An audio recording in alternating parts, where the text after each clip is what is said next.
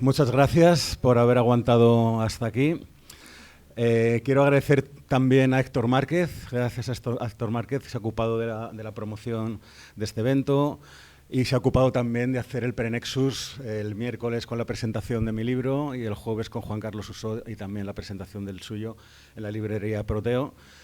Quiero dar las gracias también a Pepa Olivenza, que nos ha ayudado a buscar las localizaciones. Las localizaciones son el restaurante El Liceo Playa, donde ayer arrancamos las jornadas de Nexus, y donde mañana estaremos todo el día, desde las 12 de la mañana, donde habrá un ecstatic dance, luego habrá una comida y tal, y luego habrá conciertos y así desbarre, ¿no? Y también esta noche, cuando termine mi charla, nos iremos, quienes queramos, al Muro, que es también un chiringuito que está aquí pues en dirección de Torre de Benagalbón, 5 minutos caminando, ¿no? A tomar unas birras, va a pinchar Israel, está por aquí, también Chechu, y bueno, la idea es pasar un rato ya así un poco más de diversión.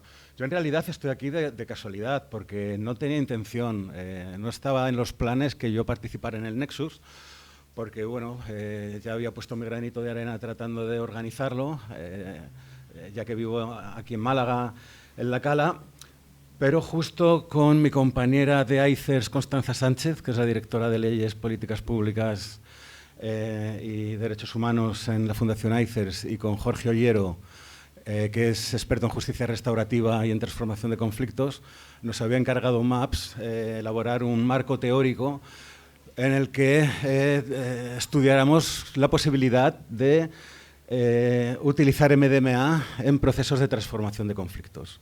La transformación de conflictos son conflictos que se definen irresolubles, ¿no? El genocidio en Israel se considera un conflicto irresoluble, el narcotráfico en México se considera un conflicto irresoluble, la guerra de Ucrania se considera un conflicto irresoluble, es decir, todo lo que hace que algunos tiempos sean oscuros.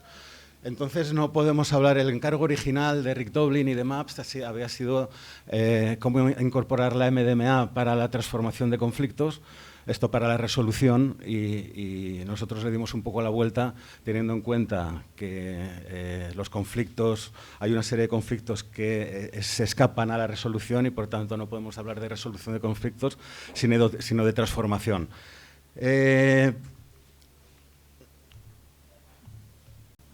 Justo entregamos este proyecto.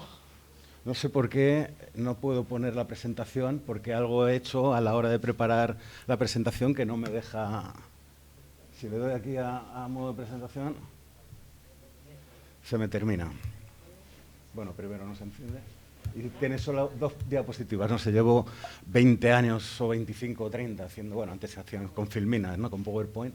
Y algo ha pasado hoy. Otra de las pruebas más que no tenía que estar aquí.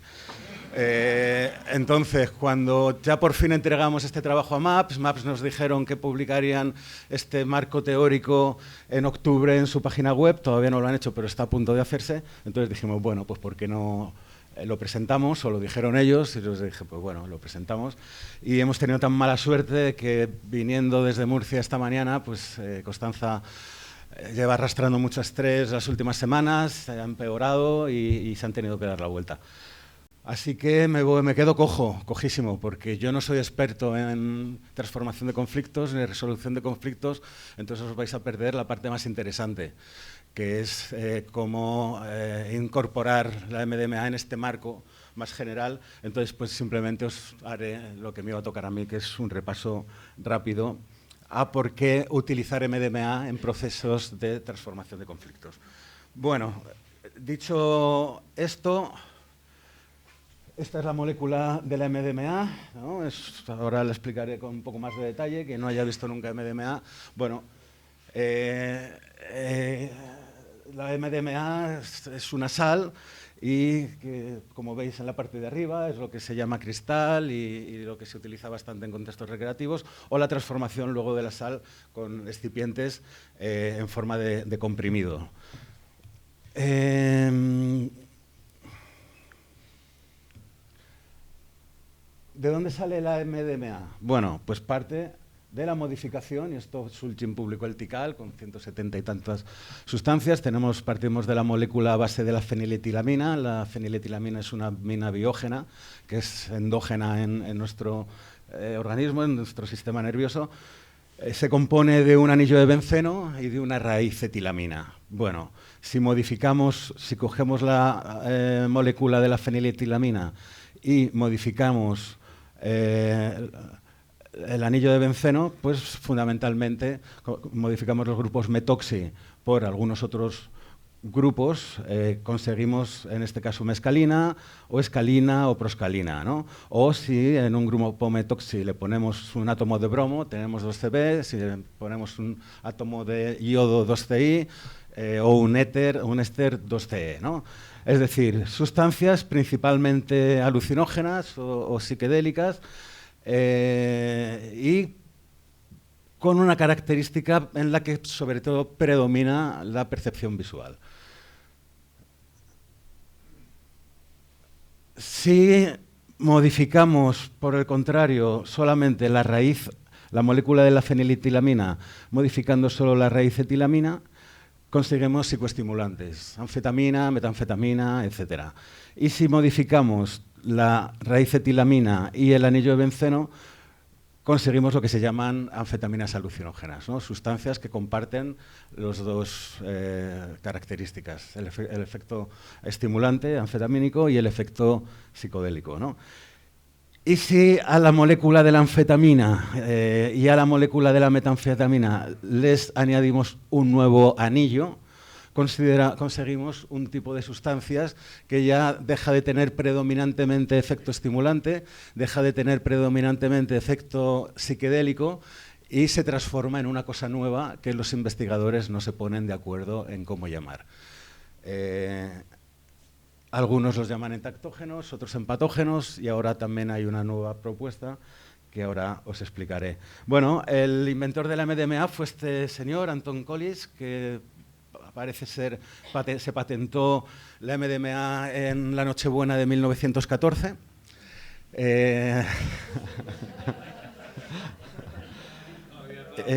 Y no, me reía porque me iba a rascar el ojo y ya me iba a echar la bronca, Rocío.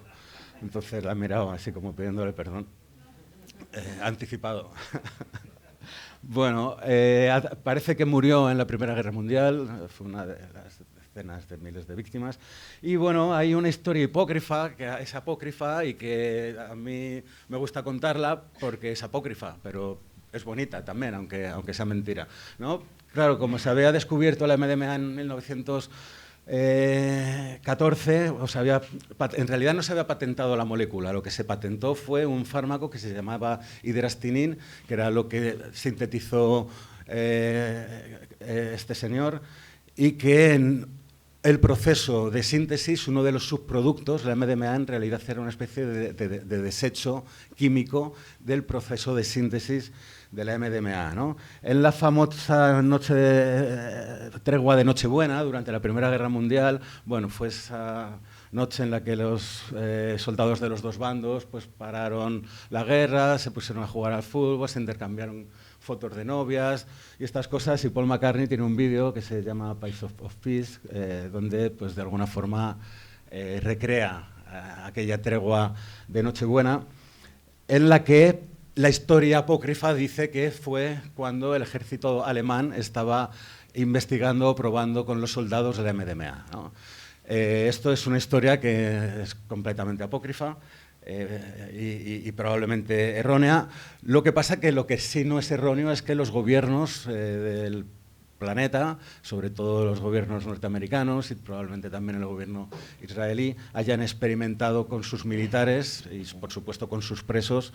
En mi libro hago un repaso a todos los usos militares de los psicodélicos e incluso hay alguna evidencia de que se ha podido llegar a utilizar en Guantánamo, incluso en tiempos recientes, ¿no? El utilizar psicodélicos como arma de interrogatorio a los prisioneros. Bueno, no fue el caso, pero lo que sí es la historia real es en los 80, cuando los hooligans ingleses de diferentes bandadas de equipos de fútbol y que eran míticas las peleas que se producían entre ellos cuando entró en escena la MDMA, y esto sí que es ya historia real.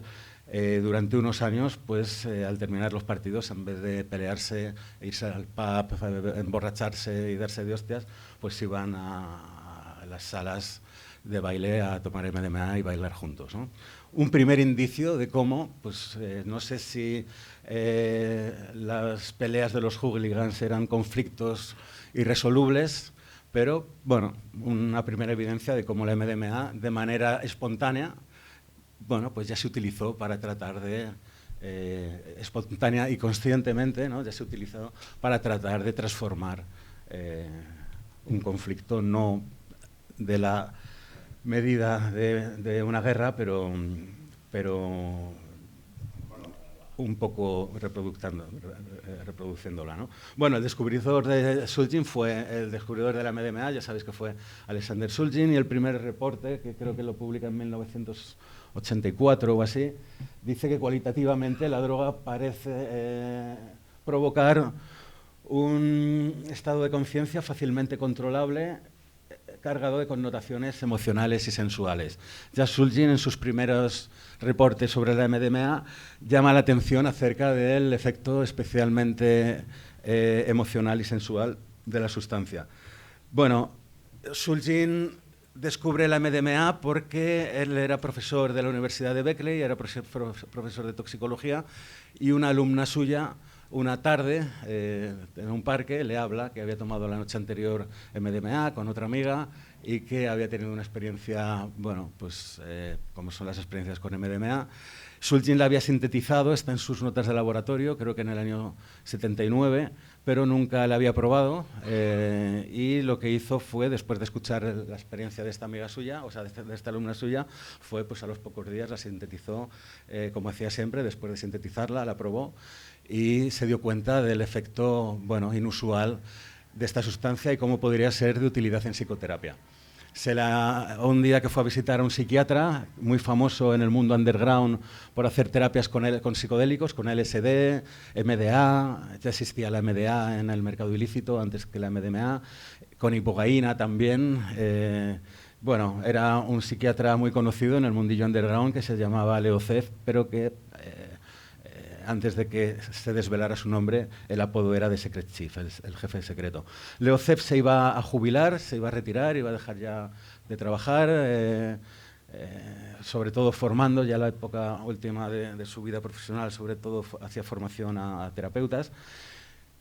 Shulgin le regaló la sustancia, la probó, se quedó de nuevo maravillado por el efecto inusual de la MDMA y dedicó el resto de su carrera profesional a enseñar a otros terapeutas a utilizar MDMA en contextos terapéuticos y también de crecimiento personal y New Age, ¿no? Era la época en la que empieza todo el movimiento este. Se estima que desde que Leo Zeff prueba la MDMA por primera vez, que debió ser el año, creo que, no sé si 80, 81, bueno, se administra.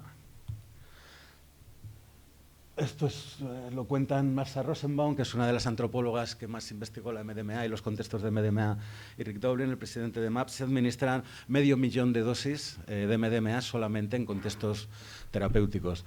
La MDMA la facilitaban dos grupos de químicos clandestinos. En aquel entonces no eran clandestinos porque la MDMA no estaba fiscalizada, no estaba prohibida. Era el grupo de Texas y el grupo de Boston que fabricaban MDMA para los terapeutas, ¿no? y para el contexto así más de crecimiento personal. Se dieron cuenta del potencial recreativo de la sustancia y, aparte de empezar a sintetizar para el mercado terapéutico, empezaron a sintetizar para el mercado recreativo, y en algunos bares de Texas se podía comprar MDMA con tarjeta de crédito por $25 de la época, con un prospecto, ¿no? Que lo llamaban guías de viaje, para que los usuarios pues supieran cómo tomar MDMA. Se estima que desde que el grupo de Texas entra en acción hasta el año 85, igual en un lapso de 1 o 2 años, se consumen otro 500.000 de dosis. Es decir, en el momento en que la MDMA salta al contexto recreativo, es súper bien acogido. Encaja muy bien con igual los movimientos incipientes de música electrónica que están empezando a emerger. y hasta tal punto, como se hablaba esta mañana, que llega a tal nivel de aceptación que las autoridades, como siempre, que las drogas le gustan a alguien, pues enseguida aparece alguien que quiere prohibirlas. Pues hace una clasificación provisional en el año 85.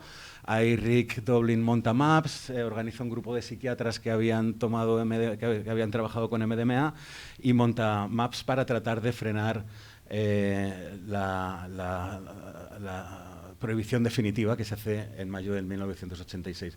Mientras tanto, hay estos psiquiatras que trabajaban con MDMA que tratan de frenar esta prohibición. Se hace un juicio por el que pasan pues, todos estos psiquiatras, tal, y finalmente el juez de la DEA, Francis Young, decide clasificarla en la lista 3 al considerar los usos terapéuticos y poder permitirlos, pero la DEA no hace caso de su juez. El juez de la DEA tenía capacidad propositiva, pero no resolutiva, y la DEA prohíbe definitivamente en mayo del 86 la MDMA.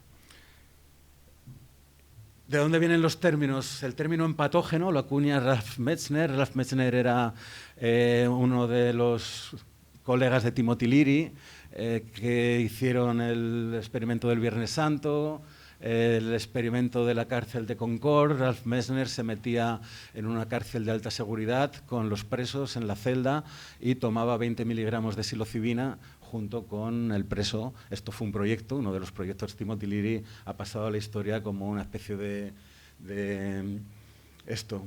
culpable que por su culpa se han prohibido los psicodélicos y tal. Probablemente esta mala fama la trae porque Albert Hoffman, en su libro Historia del LSD, se refiere a él como una especie de payaso psicodélico, y entonces, bueno, como lo decía esta mañana, lo que dice Hoffman va a misa, se replica sin pararnos a reflexionar qué hay de cierto en lo que dice Hoffman y qué hay de no.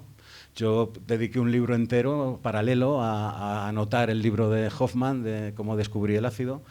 Me encargaron primero hacer las anotaciones puramente técnicas. Ese era un libro que se publicó en el 79 y en el año 2017 estaba completamente desactualizada toda la farmacología. Pero a medida que me metí de lleno en el libro, pues fui viendo, bueno, pues cosas que nos había pasado desapercibido de Hoffman, simplemente porque nadie se cuestionó nunca lo que decía Hoffman. Yo en el libro incluso cuestiono la historia de la LSD, de su descubrimiento, como Hoffman nos lo contó. Porque en diferentes entrevistas y en diferentes relatos que Hoffman ha hecho de cómo descubrió el ácido, hay contradicciones o hay algunas cosas que no encajan o que no cuadran o que no. Pero bueno, esto era hablando de Ralph Metzner. Por supuesto, Timothy Leary fue el primero en el año 62 que publica un artículo científico en el que describe cómo los efectos de la psilocibina son contexto dependientes. Es decir, el contexto, ya sabemos, ¿no?, que es drug, set y setting. Pues Timothy Leary trabajó muchísimo el setting y las primeras publicaciones científicas sobre el setting en psicodélicos las publicó él. Fue el que dirigió la tesis a Pank en el famoso experimento del Viernes Santo, del que Juan Carlos Uso publicó un libro precioso hace también un par de años. Como digo, el proyecto de la cárcel de Concord. Es decir, hizo muchas cosas muy interesantes hasta que le echaron de Harvard por envidias de sus colegas, no porque estuviera haciendo tampoco grandes trastadas, ¿no? El otro término, que ha sido el que quizá ha prevalecido, al menos en la literatura científica, bueno, Resner acuña el término de empatógeno, que quiere decir generar contacto con, ¿no?, generar empatía, ¿no?, que es uno de los efectos prototípicos de la MDMA, ¿no? Bueno, ser capaz de transmitir a la otra persona las cosas que te pasan, ¿no? Pero está la otra cara, ¿no?, la otra parte, que es el hacer introspección sobre lo que te pasa, y ahí es donde puso el foco Dave Nichols. Dave Nichols era un alumno de Sulgin. A día de hoy Dave Nichols es probablemente el farmacólogo más reputado en el ámbito de los psicodélicos. Y él acuñó en este artículo del 86, es donde describe por primera vez también la MBDB, a la que se refiere como empatógeno, como entactógeno puro, y acuña el término entactógeno, ¿no?, que quiere decir, pues eso, poner en contacto con. Recientemente, unos colegas de la Universidad de Basilea han propuesto unificar los dos términos, ¿no? y tratar de trascender el debate en tactógeno, en patógeno, para acuñar un nuevo término que se llamaría, que sería contactógeno o conectógeno, ¿no? La MDMA y toda la familia de sustancias relacionadas serían conectógenos, permiten estrechar los vínculos interpersonales, ¿no? Como sabéis, la MDMA está en fase 3 de ensayo clínico. Se tenía que haber autorizado, la FDA tenía que haber autorizado la MDMA el 8 de agosto de 2024.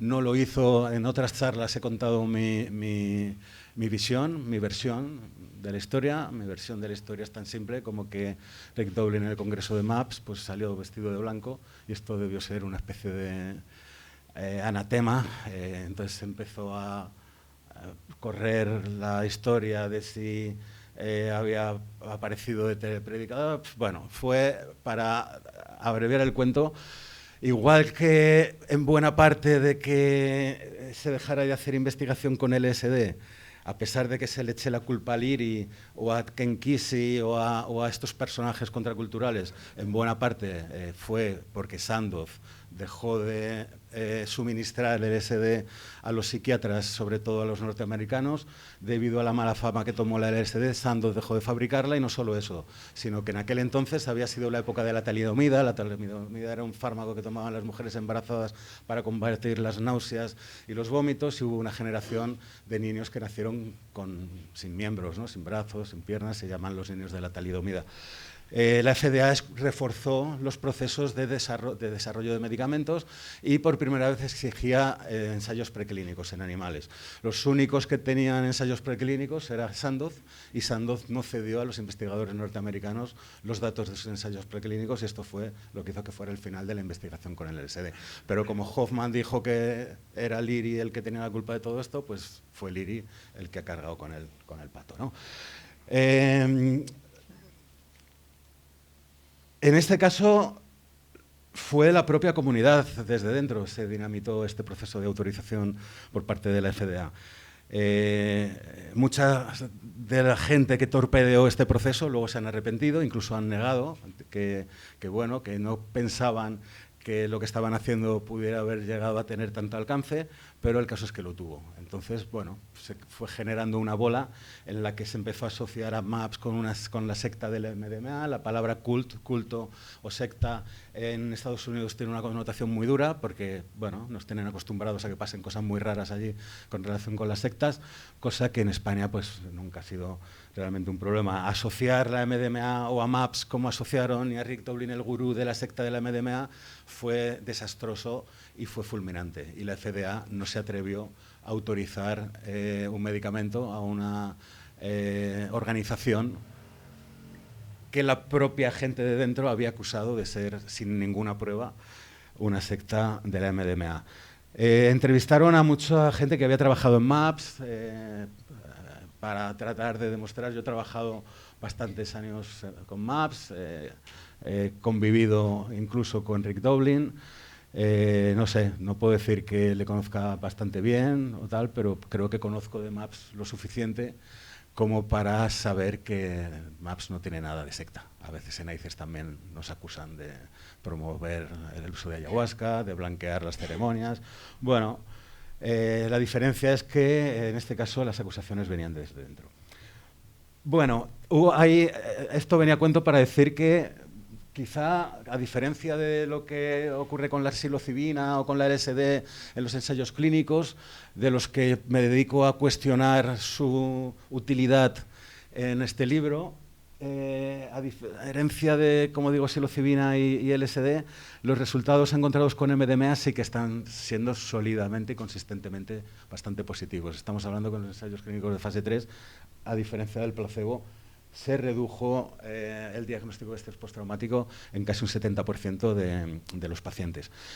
Y además lo que se vio es que es una mierda, como no he sido capaz de armar bien esta presentación, entonces se ha quedado muy pequeñito, pero se ven las rayas rojas como una dosis de MDMA es superior al placebo, ¿no? Ahí.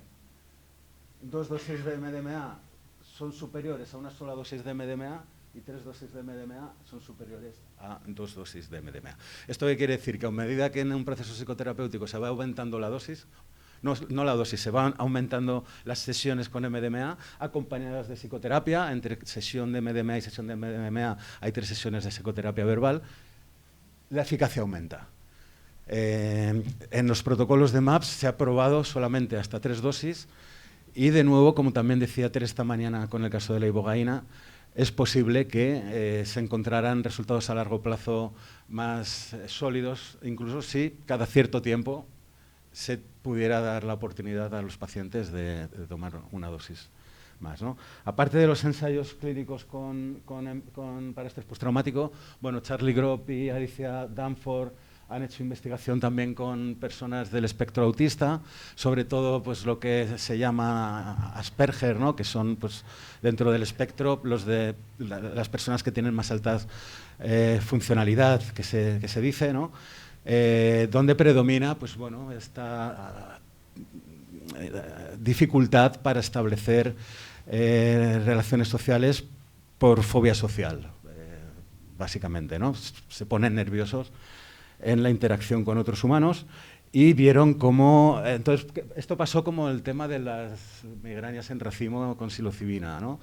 Quien lo descubrió fueron los propios usuarios. En el caso de las migrañas en racimo, pues personas que de manera recreativa habían experimentado con LSD o con psilocibina, de repente las migrañas desaparecían, una condición, la llaman la enfermedad del suicidio, porque los dolores son tan insoportables que hay una prevalencia de suicidio muy alta. Igual, parece que personas del espectro autista pues, empezaron a experimentar con MDMA, se creó una red en Internet y hay toda una comunidad gigante de personas que intercambian conocimiento e información sobre MDMA. Alicia Danforth y Charlie Grob entraron primero hicieron una encuesta dentro de esta comunidad a ver cuáles eran las prevalencias de consumo, para qué lo utilizaba la gente y tal, y luego hicieron un ensayo clínico en el que de nuevo encontraron pues esto, ¿no? Que la MDMA facilitaba los procesos comunicativos en estas personas, ¿no? Y luego la otra línea que a mí me parece interesante, si no de las más, es la que también hizo Phil Wolfson con MDMA en personas que están en el final de la vida, ¿no? Para bueno, que acepten un poco su finitud. Es decir, probablemente la MDMA en algún futuro, espero que más próximo que lejano, pues empieza a tener también estas aplicaciones clínicas. Si nos vamos a los efectos subjetivos, y ya entrando un poco en materia de la MDMA, bueno, pues esto, ¿no? Esto está sacado de reportes de personas que toman MDMA en contextos de fiesta, una disminución del miedo y de la ansiedad, una disminución de las defensas psicológicas, un aumento de la autoaceptación, un aumento de la introspección y en contextos de psicoterapia lo que se llama alianza terapéutica, es decir, la sensación de que paciente y terapeuta están trabajando en conjunto para el bienestar del paciente, ¿no? Que es el elemento fundamental para que una psicoterapia funcione. Y, bueno, los efectos encontrados en ensayos clínicos, pues de nuevo, euforia, cercanía hacia los demás, estado de ánimo positivo, incremento de la sociabilidad, autoconfianza y extraversión. Bueno, en cuanto a los efectos neurobiológicos, esto se debe a que hay unos aumentos en los niveles de oxitocina, que es una hormona, la llaman la hormona de la filiación. Bueno, antes siempre entendíamos los farmacólogos los mecanismos de acción basados en neurotransmisores, probablemente por el machocentrismo, ¿no? Que ha habido siempre en farmacología. Era hasta hace relativamente poco, pues la mayoría de las investigaciones con fármacos se hacía solo con hombres. A medida que esto ha ido cambiando, pues se ha ido también teniendo en consideración el papel de las hormonas y probablemente este aumento en los niveles de oxitocina explique incluso mejor los efectos de la MDMA que los mecanismos de acción que hacen en cuanto a nivel de recaptación de serotonina o liberación de serotonina y estas cosas, ¿no?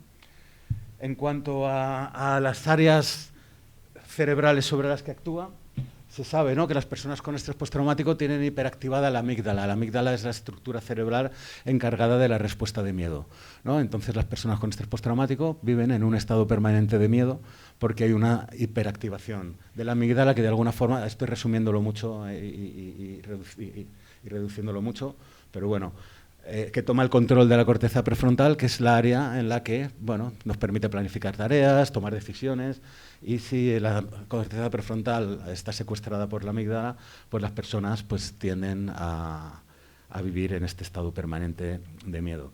Se dice que la MDMA es un antídoto contra el miedo. Y justo la MDMA lo que hace es revertir este proceso, ¿no? Aumenta la actividad en el área prefrontal y disminuye la actividad de la amígdala, con lo cual la persona vuelve a retomar el control sobre sus pensamientos y sobre sus emociones. Una de las experiencias más gratificantes que he tenido en mi carrera profesional es haber visto a personas que después de media vida en estado de miedo permanente y de desesperación crónica, volver a sentir confianza en ellos mismos, confianza en los demás y confianza en el mundo, ¿no? También el aumento de la noradrenalina y en el cortisol parece que facilita este vínculo emocional y promueve la extinción del miedo aprendido, que es un palabra en psicología conductual para explicar lo que os explicaba antes, ¿no? Para mí el concepto clave de la MDMA es que produce algo que se denomina seguridad emocional. Si leemos la definición que saqué así un poco al azar de seguridad emocional, describe a la perfección el efecto de la MDMA, ¿no? Estado de ánimo, una sensación, una cualidad intangible, una vivencia subjetiva que las personas anhelan como una necesidad primaria que les permite mantener el control sobre sus pensamientos, sentimientos y comportamiento, ejercer su capacidad de decisión y juicio crítico, conservando su mundo de relaciones. Dicha cualidad emocional de seguridad variará en cada individuo según las múltiples relaciones y vivencias contextuales que el sujeto desarrolla a lo largo del devenir de su existencia. Esto es el concepto de seguridad emocional y esto es para mí lo que hace la MDMA. Ahora que estoy con la promoción del libro y que estoy yendo a programas de podcast y entrevistas y tal, la pregunta más habitual es, pero bueno, ¿por qué estas drogas que han sido siempre catalogadas de drogas que producen locura, que producen adicción, que producen daño neurológico, viene usted a decirnos que pueden ser una herramienta interesante para tratar problemas de salud mental, ¿no?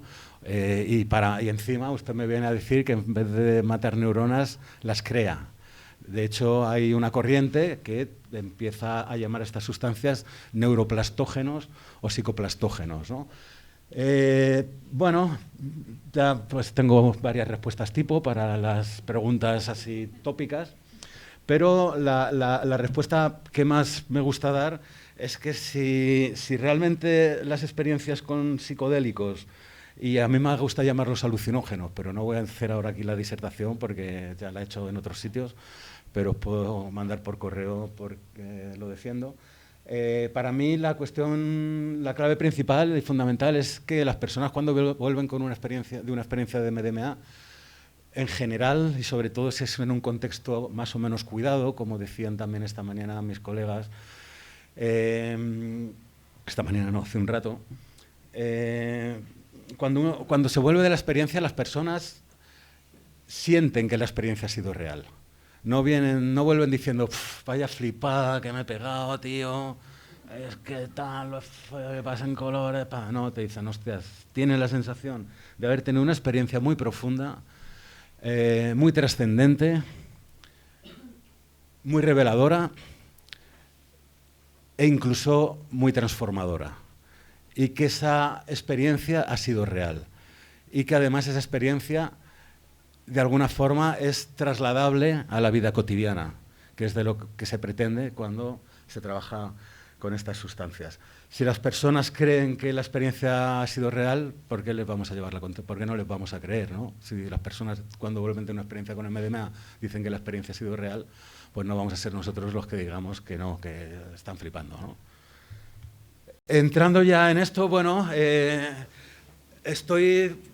se empezaron, esto es fascinante, no sé si voy a ser capaz de transmitiros mi contagio o de contagiaros mi fascinación, pero es fascinante que se haya pasado en muy pocos años de entender la MDMA como una droga neurotóxica que produce psicosis. Yo cuando empecé a estudiar la MDMA Además, los psiquiatras salían en la tele diciendo que iba a haber toda una generación de jóvenes demenciados por la neurotoxicidad de la MDMA, con lo cual también decías, bueno, yo en aquel entonces ya empezaba a dar charlas y empezaba a hacer el tonto, ¿no?, con los medios, ¿no? Y decía, bueno, si realmente hay una preocupación, ¿por qué no se están creando los dispositivos para atender a toda esta gente? ¿Qué pasa? ¿Estabais vaticinando una epidemia de personas de mediana edad demenciadas y no estáis poniendo los medios para poder abordar esto? Pues sois unos irresponsables, o unos mentirosos, o las dos cosas, ¿no?, que es lo que se ha demostrado. Entonces, ha sido fascinante ver cómo la MDMA se ha utilizado como modelo de neurotoxicidad por un mecanismo de acción que hace a nivel serotoninérgico y que comparte con muchos ISRS, con muchos antidepresivos, por ejemplo la paroxetina. Antes os enseñaba la molécula de la MDMA, no he explicado que se llama MDMA por las posiciones de los grupos metoxi, 3,4, metilendioxi, metanfetamina. El 3,4 metilendioxi es esa modificación del anillo de benceno en los grupos metoxi. Esta misma estructura química la tiene la paroxetina, que es un antidepresivo utilizado en la práctica clínica cotidiana. Es decir, la paroxetina es una 3,4 metilendioxi. Se podría decir que es un contactógeno en cierta medida, porque comparte en buena parte la estructura química y en buena parte algunos de los efectos subjetivos.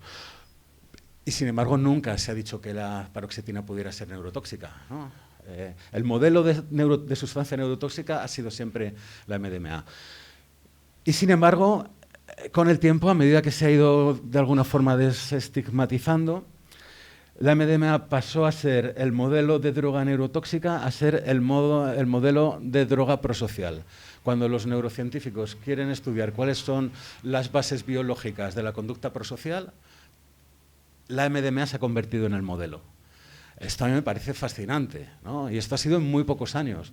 La conducta prosocial es la forma básica que tenemos como especie en nuestro recorrido filogenético de llegar hasta donde hemos llegado. Es decir, lo que nos enseñaban en el colegio de que las especies, de que los humanos llegamos a ser humanos porque manipulamos y la tecnología hizo que se produjera un cambio en nuestras áreas cerebrales, probablemente no es del todo correcto. Probablemente nuestro cerebro es el cerebro más sofisticado de todos los animales que se conocen porque se ha perfeccionado en la comunicación interpersonal, porque nos hemos hecho especialistas en leer las intenciones de los demás, nos hemos hecho especialistas en tratar de adivinar las intenciones de los demás y por eso podíamos cazar en grupo, podíamos bailar en grupo y podíamos generar cultura en grupo.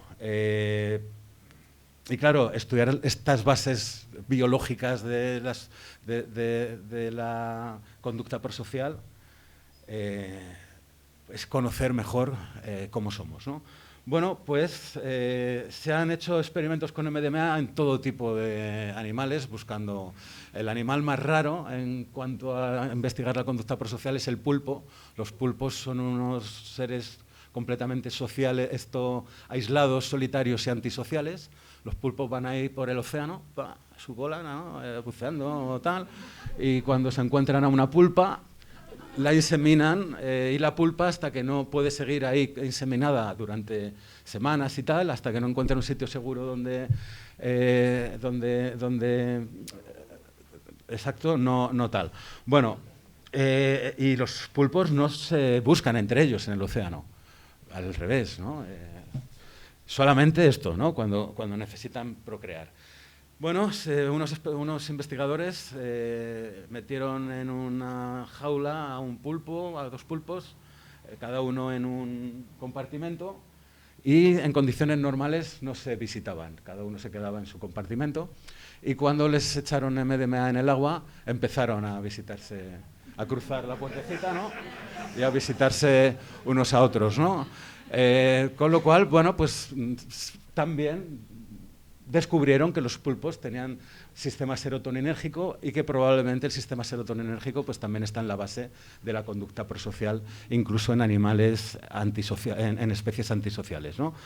Los primeros estudios que se hicieron para estudiar la conducta prosocial era enseñando caras a voluntarios sanos en los laboratorios. A mí los experimentos de laboratorio me fascinan. Sé que no voy a saber de nuevo contagiar mi fascinación, pero me fascinan. La ingeniosidad de los investigadores para hacer esto. Luego también, claro, los investigadores se dieron cuenta, algunos, no todos, que claro, era dar la MDMA. El otro día lo contaba Magí Farré en el IMIM. Él contó, de las cosas que podía haber contado, contó quizá la más light, pero a mí me ha contado otras más divertidas incluso, ¿no? Claro, los voluntarios al principio en las unidades de investigación les daban MDMA uno por uno, ¿no?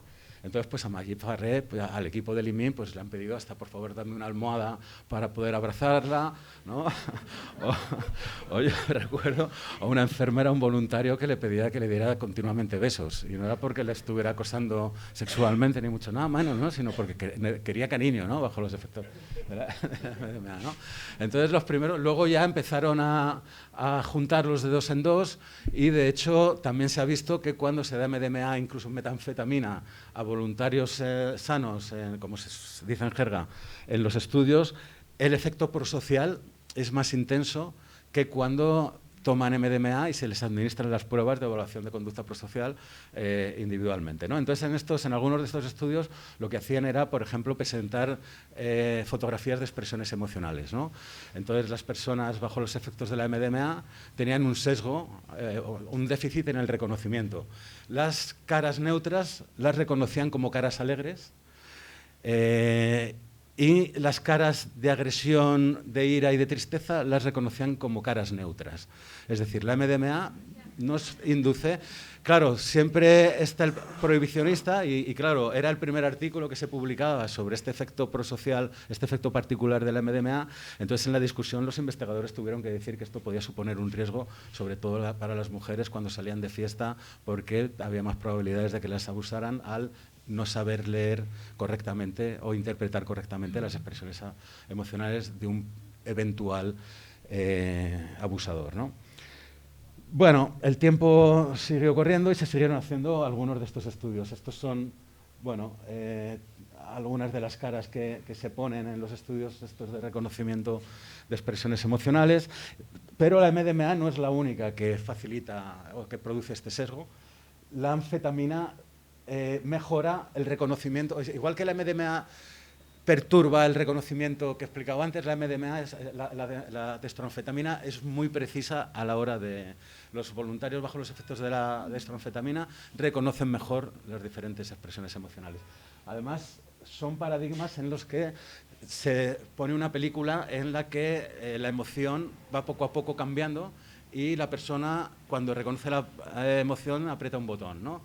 Con lo cual, no solamente calculan la precisión en el reconocimiento de la expresión emocional, sino también el tiempo que tardan. Y la anfetamina mejora el reconocimiento y los tiempos, ¿no? Esto nosotros lo hemos hecho con Alberto, que fue un alumno que hizo conmigo su tesis. Utilizamos este test de empatía para estudiar el reconocimiento, o sea, en qué medida el THC, el CBD y una combinación de ambas mejoraba o perjudicaba el reconocimiento de la empatía, ¿no?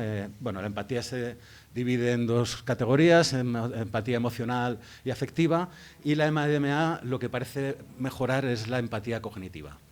Es decir, las personas reconocen mejor o son más empáticas sin necesidad de involucrarse necesariamente en ese proceso empático, ¿no? Al que se llamaría ya, en vez de empatía, simpatía, ¿no? Si me permitís. Bueno, voy un poco mal de tiempo. Estos juegos me encantan, ¿no? Aquí es un juego de ordenador que se utiliza para medir la sensación de rechazo, ¿no? Los humanos, cuando no se nos hace caso, nos llamamos rechazo y es una experiencia realmente chunga, ¿no? Y muchos problemas de tal pues tienen que ver con las sensaciones que tenemos de rechazo, ¿no? En este juego Está el voluntario en un ordenador, o la voluntaria, ¿no? Y se van pasando la pelota entre los diferentes jugadores. Pero la cosa está programada para que al voluntario que se cree que está jugando, en realidad no está jugando. En realidad él pasa la pelota, pero es el programa el que decide si se le pasa la pelota o no. Entonces, el programa, por supuesto, como los investigadores nos gusta ser puñeteros, pues está programado para que se le pase menos veces la pelota de las que él la pasa. Bueno, bajo los efectos de la MDMA se la suda, hablando así mal y pronto. Le da igual que no le pasen la pelota y no se produce este sentimiento de rechazo. Por supuesto, se ha utilizado MDMA en un paradigma de hablar en público. Yo he formado parte de los investigadores cabrones, porque además los que tenemos dificultades para hablar en público sabemos lo jodido que es, ¿no? Y aquí pues estábamos en el IMIM, íbamos en bata blanca, 4 vendas, con una libreta, tal, y la persona con ansiedad social, ¿no? Nos tenía que contar durante 5 minutos sus vacaciones y no recibe ningún feedback. O sea, tenemos que estar hieráticos con el boli, haciendo que anotamos y tal. Bueno, pues de nuevo la MDMA mejora las habilidades o disminuye la fobia social para hablar en público. Yo alguna vez lo he hecho, lo reconozco, no es el caso. ¿Qué más hay así divertido? Esta prueba me encanta porque es una prueba de generosidad. Es de nuevo un programa de ordenador en el que simula que hay una persona al otro lado que te pide dinero, ¿no?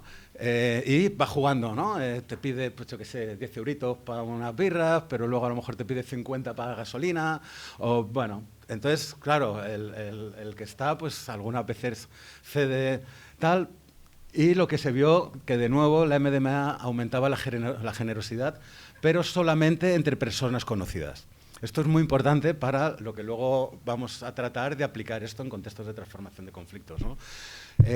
A los extraños, el efecto del MDMA pues, no les hacía más generosos que el placebo y solamente se traducía esta generosidad en tal. Y luego este es el caso de un supremacista blanco que se volvió así como aceptacionista después de tener experiencias con MDMA, ¿no? y tal, ¿no? Se han hecho estudios con MDMA en el dilema del prisionero. El dilema del prisionero es un dilema clásico estudiado en todo tipo de ciencias sociales, en economía, en psicología social, en sociología, tal. De nuevo, parece que en el dilema del prisionero la MDMA mejora la cooperación, ¿no?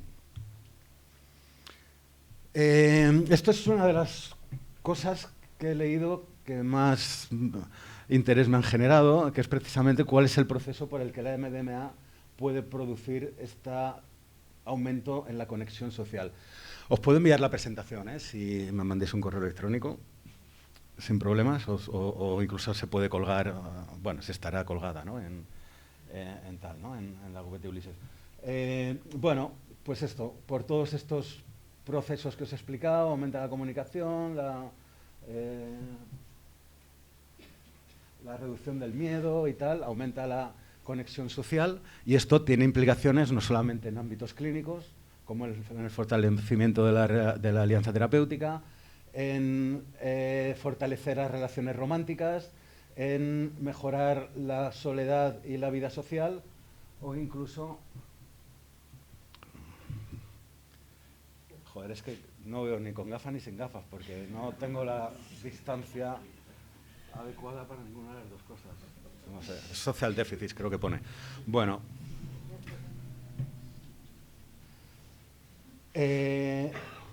Esto es un proyecto que hay ahora mismo en marcha, de nuevo, en el que esto se está estudiando si la MDMA, este efecto prosocial se ve más, o ocurre más, que es como parece, entre personas conocidas que entre personas desconocidas. Bueno, todo esto hemos tratado de aplicarlo a la transformación de conflictos, entonces ahora tendría que hablar con Jorge, y luego aplicado además desde una perspectiva transversal y desde el derecho internacional, y tendría que hablar Constanza, y es una pena, la verdad, porque esto se va a quedar cojo. Pero bueno, así como alguna conclusión de las cosas que proponemos en esta guía, en este marco teórico para utilizar MDMA en estos procesos de transformación de conflictos, es empezar trabajando con personas afines y no tratar de idílicamente, como se ha pensado siempre, bueno, pues juntamos a esta gente de los dos bandos, les damos MDMA y se van a hacer amigos. Esto es una fantasía que incluso, bueno, que está poniendo en evidencia toda la investigación neurofarmacológica con relación a la MDMA. Entonces, bueno, pues el siguiente paso, una vez hecho este marco teórico, es hacerlo público para quien quiera utilizarlo no en su práctica clínica, porque no es una propuesta clínica, sino que es una propuesta de intervención social, pues puede hacerlo. Algunos libros así sobre MDMA, esta novelita de Luis Magriñá, el otro día hablábamos también, de Intrusos y huéspedes, describe todo el proceso de síntesis de MDMA partiendo del aceite de safrol, que sería la fuente más primaria desde la que... el estado alterado, que es cuando la MDMA se encuentra con la música electrónica, y lo que ocurre después, pues ya lo sabéis. Este librito también, que es la historia de un comedor de éxtasis, un comedor maduro de éxtasis. Y el último libro así interesante que ha salido es el I Feel Love, que es, bueno, pues una de las historias. O sea, el libro I Feel Love, un buen libro sobre la historia de la MDMA solo lo podría escribir alguien norteamericano o alguien que viviera en Norteamérica, porque a diferencia del LSD, cuando decía que no sabemos si Hoffman nos contó la verdad sobre su descubrimiento del LSD, pues también es que nadie se preocupó de preguntarle a nadie más. Resulta que en Sandoz trabajaban 6 personas. Nadie, y eran 3 químicos, cada químico tenía un ayudante. De hecho, la ayudante de Hoffman era una mujer, Susie Ramstein, que hasta hace relativamente poco se pasó a la historia pensándose que era un hombre, porque la traducción del alemán al inglés, Jonathan Ott le asignó género cuando en alemán era neutro, ¿no? Y asignó género masculino. Solo muy recientemente, ya a lo mejor hace 10 años o por ahí, se descubrió que no era un ayudante hombre, sino que era una ayudante mujer. La pista de Susie Ramstein se perdió, pero siguió habiendo en el laboratorio de Hoffman colegas que seguían trabajando cuando Hoffman descubrió el ácido, y nadie se molestó. O sea, todos nos creímos la historia del LSD y nadie se preocupó de tratar de contrastarla con algunos de sus colegas de Sandoz, ¿no? Esto no ocurre con el I Feel Love. El I Feel Love, pues todavía la gente está viva y todavía se la puede entrevistar, y es lo que ha hecho esta periodista del New York Times. Bueno, aparte de hoy vengo así de cartel publicitario, aparte de mi libro, está la conferencia de psicodélicos Fuertedélica, que se celebra dentro de un mes en Fuerteventura, y que os recomiendo que no os perdáis. Y nada, nos vemos en el muro ahí al lado en un rato. Y nada, muchas gracias.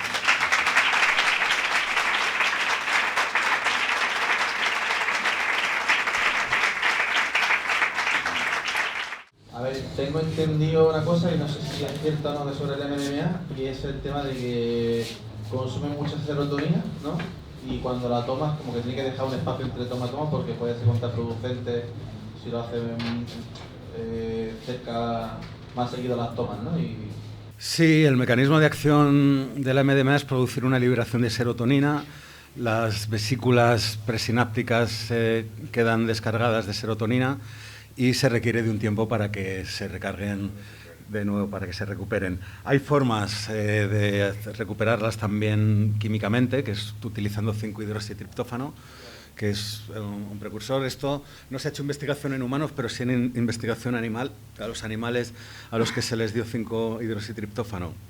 Después de la experiencia con MDMA no se producía el proceso de neurotoxicidad con lo cual parece que sí que previene ese eventual proceso de neurotoxicidad. Antes había un medicamento, un antidepresivo, no sé si todavía se vende en farmacias, 5-Farm, si no recuerdo mal, que eran precisamente cápsulas de 100 miligramos de 5-HTP. ¿no? Pero sí, lo aconsejable es dejar un tiempo para que el sistema se recupere. El triptófano es un aminoácido que se genera naturalmente comiendo carne roja, comiendo plátanos, hay una serie de alimentos, pero el triptófano no atraviesa bien la barrera hematoencefálica. Entonces, el proceso de recuperación de serotonina, bueno, pues es relativamente lento y por eso el 5-hidroxitriptófano, que sí que atraviesa la barrera hematoencefálica, ayuda a recuperar los depósitos de serotonina. Sí. Al principio comentaste que hubo un momento en el que... Gracias.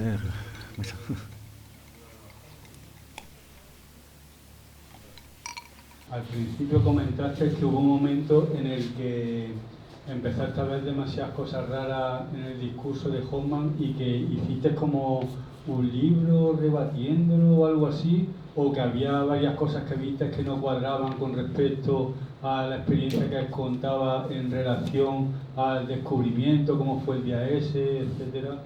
Bueno, la cosa es que los de ARPA Editorial, es una editorial de Barcelona, en sus inicios estaban interesados en publicar cosas sobre psicodélicos. De hecho, después de hacer el libro de Hoffman, firmé el contrato para hacer un libro de MDMA desarrollando que lo iba a titular MDMA, la droga total. En vez de firmé el contrato, pero luego me entretuve con otras cosas y cuando les dije, oye, hemos firmado, pues resulta que se me había pasado un año y no me había dado cuenta y el contrato había caducado hacía un año y no me lo renovaron. Bueno, se ha quedado convertido en un capítulo de este libro, pero la cosa es que me encargaron, iban a publicar de nuevo porque habían comprado los derechos, o no sé cómo fue, del libro de Hoffman, el clásico del LSD, cómo descubrí el ácido y qué pasó después. Lo querían reeditar, hacer una nueva edición, pero claro, era lo que decía, era un libro del 79 y en 2017, o sea, por ejemplo, en el libro de Hoffman se dice que la LSD ha desaparecido del organismo cuando empieza a hacer efecto. Esto en farmacología es altamente improbable, no se conoce ninguna droga que haga efecto una vez que ha desaparecido del organismo. Si tienes droga en el organismo tienes efecto y si no tienes droga no tienes, o drogas o metabolitos no tienes efecto. Pero Hoffman decía que pero bueno, esto no es una de las cosas de Hoffman, esto son cosas de la época científicas, que se desencadenaba una especie de reacción en cadena en el cerebro a nivel neuronal, bueno, una teoría un poco esotérica, ¿no? Pero bueno, entonces el encargo fue hacer notas a pie para actualizar toda la información puramente técnica, puramente farmacológica. Lo que pasa es que a medida que me fui metiendo en el libro, pues fui descubriendo cosas raras que no tenían que ver con la farmacología, sino o sea, luego me han criticado que me metiera un poco también en la vida personal de Hoffman, ¿no? Concretamente el descubrimiento del famoso día de la bicicleta, hay una entrevista a Horowitz, que es el padre de Winona Ryder, cuyo padrino es Timothy Leary. Entonces, Horowitz es una especie de archivador de toda la contracultura norteamericana, ¿no? Ha ido guardando todos los documentos, tal, y en una entrevista a Hoffman le cuenta que en su relato, creo que es Susie Ramstein la que le acompaña en bicicleta y se queda con él toda la noche hasta que viene su mujer y tal, y en la entrevista a Horowitz dice que tampoco la llama por su nombre, por supuesto dice mi ayudante, nunca se ha escuchado, al menos yo he leído nunca ninguna entrevista con Hoffman en que a su ayudante la llamara por su nombre, pero dice que estaba solo hasta que llegó su mujer y llegó el médico y tal. Es decir, hay ciertas inconsistencias en diferentes veces que Hoffman ha contado el relato de tal. Luego está su historia con Watson y con María Sabina y con Watson cuando van a México y bueno, pues también está la historia famosa que Hoffmann le regala a María Sabina el espíritu encapsulado de la psilocibina, ¿no? En forma de cápsulas, creo que eran de 30 miligramos. Y se tira el rollo, ¿no? Bueno, si realmente, ¿no? Te lo dejo para que en época, cuando no haya setas, en época de lluvia, cuando no haya honguitos, puedas tener psilocibina.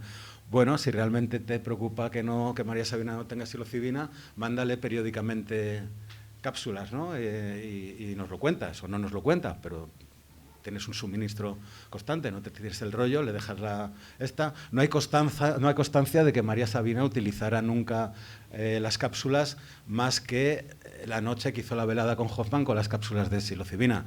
Claro, los indígenas, las comunidades indígenas están hartas de los expolios que se les hacen y es muy raro que lleven la contraria a un gringo, a un blanco. Entonces, pues probablemente María Sabina le dijo que muy bien, muy guay, tal, solamente pues esto, por no contrariar. Por supuesto, nadie vino a su rescate cuando le quemaron la casa, cuando tal, ¿no? Entonces, bueno, yo tampoco es por destruir mitos. Yo a Hoffmann le tengo el respeto que creo que, y la admiración que creo que todos le tenemos, pero bueno, hubiera molado que alguien le hubiera entrevistado, no solamente a él, sino también a sus colegas para habernos enterado un poco mejor de muchas de las cosas. Pues todo esto, perdona Juan Ramón, es lo que cuento en el libro. Al final terminó siendo un libro paralelo solamente de notas a pie. Lo venden ahí en la entrada, si no me preguntan. Bueno, pues nada, guay, gracias.